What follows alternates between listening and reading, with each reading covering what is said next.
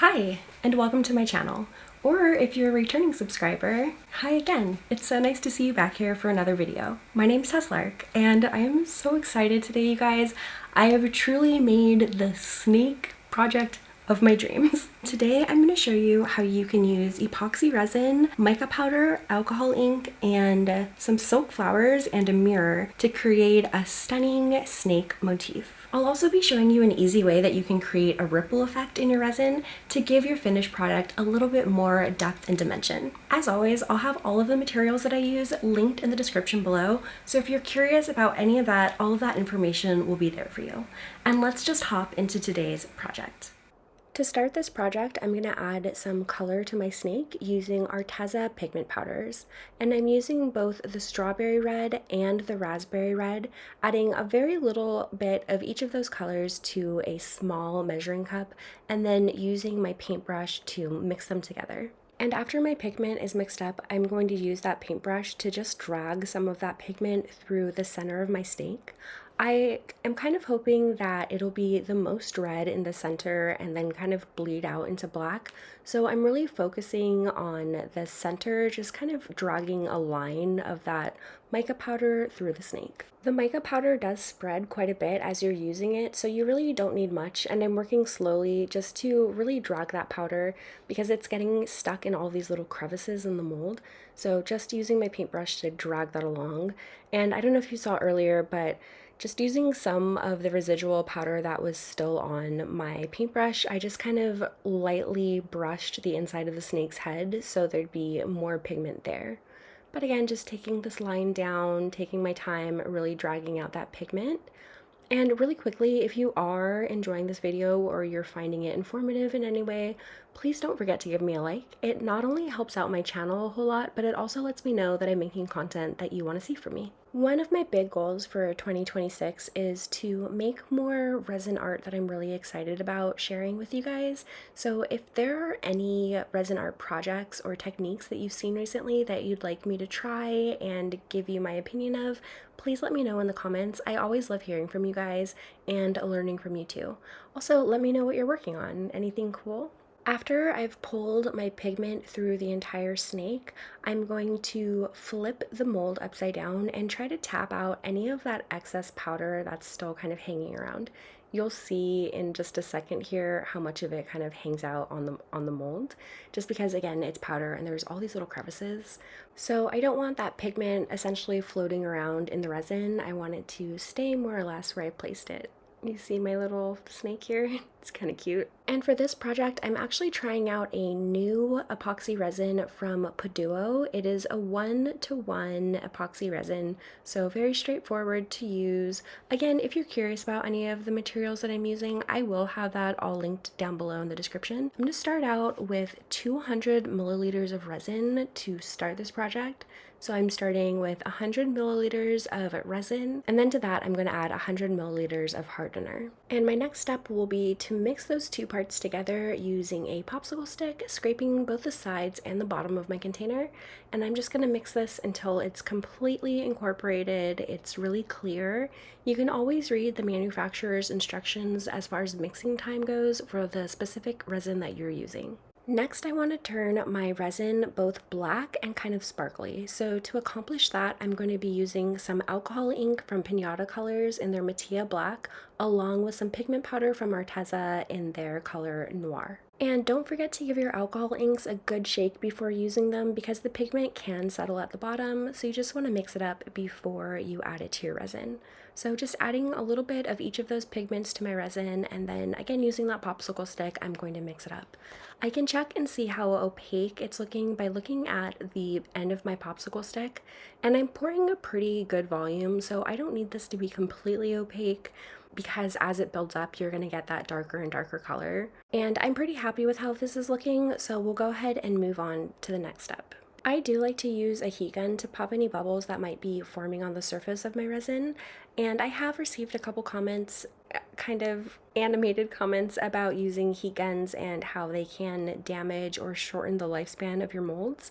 I have definitely heard that of torches. I don't think that the heat gun is really getting hot enough to do that sort of damage.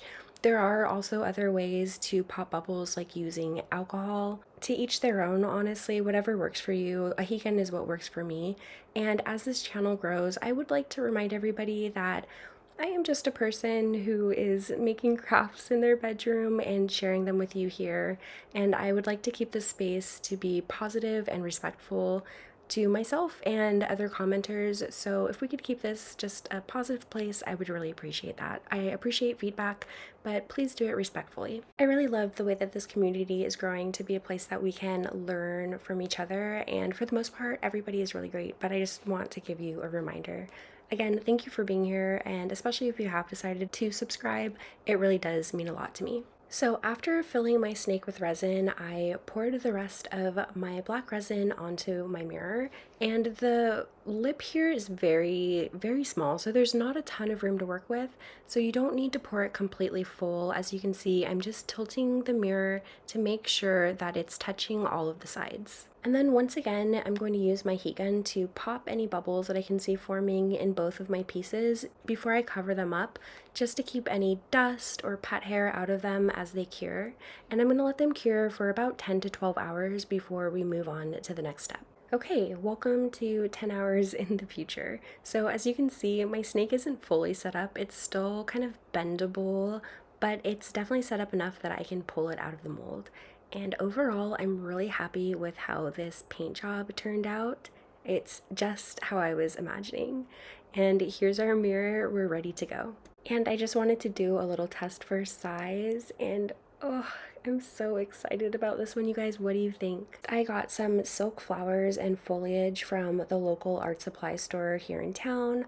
I will try to find some links for flowers and link them in the description, but I recommend going in person so you can really see the different sizes, because it's really hard to translate that online. So I got these two different flowers. This one is going to be too fluffy for what I'm using, so I'm going to use those for another project, and I'm going to use these flowers that are a lot more flat.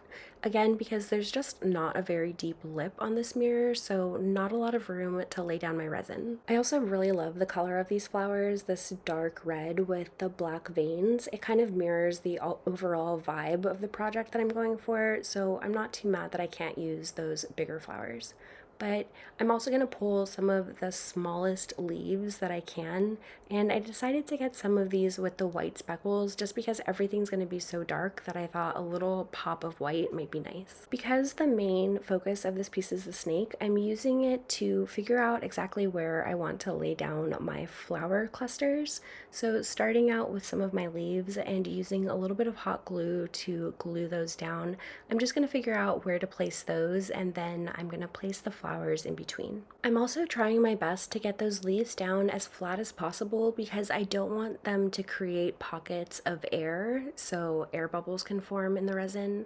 So as much as I can with the hot glue, I'm pressing those down and trying to get them really flat. I also want to try this project using real pressed flowers as well, and I'm actually in luck because one of my best friends is commissioning me to make one of these for her. She's actually a buddy that I have a booktube channel with, so if anybody's interested in reading and is into romance and fantasy and romantasy, I'll have our booktube / book podcast linked down below. But I do feel that I learned some lessons in this project, which I'll talk about at the end of this video, which I can't wait to try again when I make one for her. And I'm just continuing using my heat gun to lay down those flowers and making sure that the edge of all of those flowers is staying within the frame, because I don't want, again, the resin to spill over. So just trying to make sure that all of that is in there. And here I just cut off a little piece of essentially wire that was holding the flowers together, and I'm using that to get a little dab of hot glue on the end of, just so I can go into these smaller points, and again just glue everything down really flat to try to prevent air bubbles. The hot glue is also tricky, obviously, because you need to be mindful of those strings, but I feel like you're a crafty person and you already know that, right? I did end up taking off the little piece of plastic, this little green part that's holding the flowers together, because again, I want them as flat as possible. There's just not a lot of space for this project, but using a little hot glue just to make sure that I can keep the centers of my flowers as well. And I'm pretty happy with how this is looking. give this video a thumbs up if you're thinking that this project is looking really good at this point too. So let's go ahead and we'll move on to the next step. So I went ahead and I mixed up another 200 milliliters of resin off camera, but that ended up being way too much resin. You could definitely get away with mixing 100 milliliters of resin, but I'm just going to flood my mirror to make my background. And again, just being mindful because this is a very shallow piece, so I don't need to pour it completely full. I will use my popsicle stick to go in and make sure that it is completely covered, all of my flowers and everything like that. And again, using gravity just to sort of tilt the resin, but I don't want to pour too much because I don't want it to leak out of the frame. I'm also using my popsicle stick to apply gentle pressure to the petals and any areas that I think that there might be hidden air pockets before I cover this up again and let it cure before moving on to the next step. So we're moving forward again in time here, and now that that layer of resin is totally cured, I'm going to use some hot glue to secure my snake to my project. And I'm just using the hot glue to hold it down in place while I pour that next layer of resin because I don't want it to move around or float at all, but the resin, and at the end of the day, the resin's going to secure it all together. So once again, I mixed up 120 milliliters of resin, but this ended up being too much. Again, you could probably get away with 80 to 100 milliliters, but I'm carefully going to pour that around my snake. I don't want to pour it directly on the snake because I don't want the resin to get into those like little scaly parts. So I'm just going to pour the resin around the snake and then use a popsicle stick just to make sure that the resin is hitting all of the parts of the frame and the parts of the snake. Making water ripples in resin really comes down to the timing, so you want to catch your piece before it's completely cured, but it's not tacky anymore and you can manipulate it and move it around a little bit. In order to test my resin to see if it's ready, I kept the leftover resin and I actually poured a little bit of that off into another container because you'll see here that depending on how much volume of resin you have, it's going to cure faster or slower. So this one that has more resin is it's not totally cured, but it's pretty set up, but this one that has closer to the volume of resin that I have in my project is still very tacky. Do you see how it's coming off onto my popsicle stick? So it's still not quite ready to make ripples. So I left this resin alone and I checked again in another hour. You can kind of see where I've been testing the resin, but let me show you a better angle. You can see that I can press into the resin, but my popsicle stick comes out clean. So that's what we're looking for and we are ready to go. This ended up taking me about 9 to 10 hours to accomplish to get to this consistency, I guess you could say. And then to make my ripples, I'm going to be using this little sculpting tool. I'm not sure the name of it. If anybody knows, let me know in the comments. I'm also going to be using just a little bit of acrylic pouring oil to give a little bit of slip to the surface of my resin as I'm making my ripples.